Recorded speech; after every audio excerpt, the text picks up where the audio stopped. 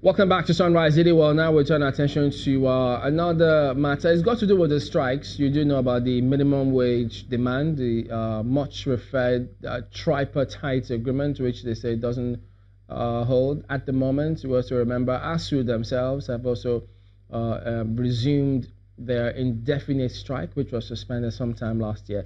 But to look into these matters, how do we ensure that industrial harmony exists?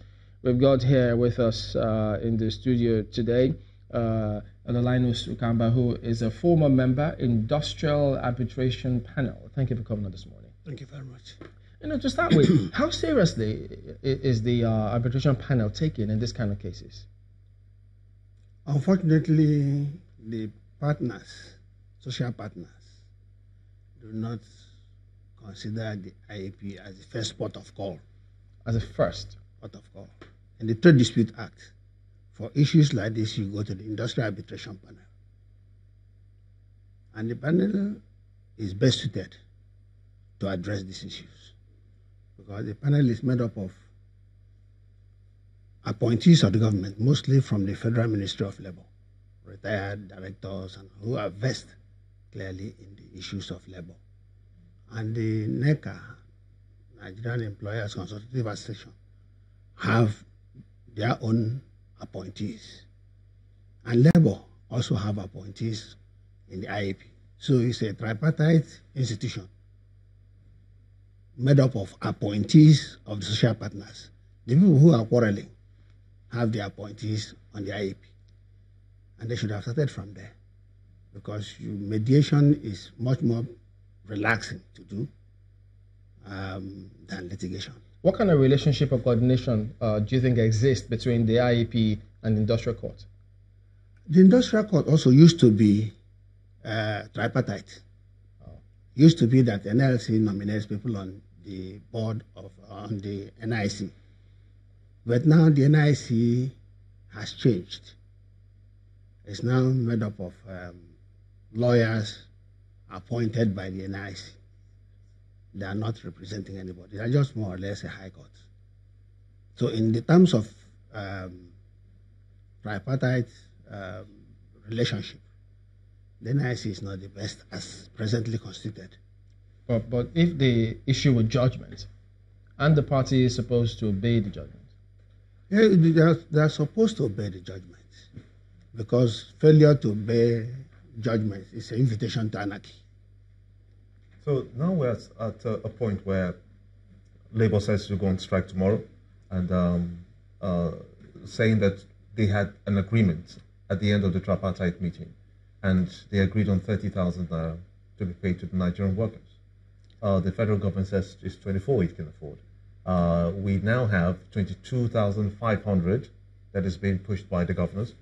So where does this leave Labour at the end of the day? Is it Labour will not agree on anything except 30,000 naira? Is that the case? They don't have to agree or disagree. If they have an agreement and the matter is before the National Industrial Court, that is where they best present the agreement. Is it a verbal agreement? Is it a gentleman's agreement? Or is it a binding agreement? There are technicalities involved in negotiations, especially in labor matters. In the series of meetings that Labour had with government and NECA, they are supposed to have minutes. They don't have minutes of any of their meetings where the government agreed on that figure. If they do, they should be the first to go to the NIC.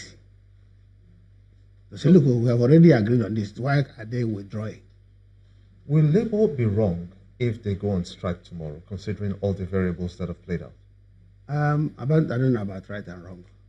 I'm talking about which one is expedient for them to do. You know, when you get into the public space and you make promises and so on, you are sometimes bound by what you have said, but what are the facts. Now, if there is an agreement, if government offered at any point in the discussion that they will pay 30,000 naira as minimum wage, they are bound by it. Because in labor negotiations, what you offer, you don't withdraw. No, give me 1 second. Let's just clarify this. It was at the tripartite meeting that Labour, see, the tripartite had Labour, had government, had private sector, had the governors. Now, according to Labour's and the conversations that have gone around these things, what happened was Labour had about 65,000 naira. The governors amongst them had about 22, according to them, 22 recommendations and a range of between 28 and 30,000 naira. Then the private sector pushed up 30,000 naira. Eventually, they all agreed at the tripartite meeting at 30,000, but it was not finalized. Does that stand? That's a question my colleagues have. Would that hold any water at the industrial court? Like I said, trade union negotiations are not done like the discussions. At the end of each day's work, you are supposed to have records of what was discussed. The government, being the biggest of the partners, will provide secretarial functions. And it's the duty of the other partners to sign at the next meeting the minutes of the previous meeting. So if Labour... So if those agreements are missing, it's become difficult to say it was an agreement. But if they exist, then and an offer has been made, it cannot be withdrawn.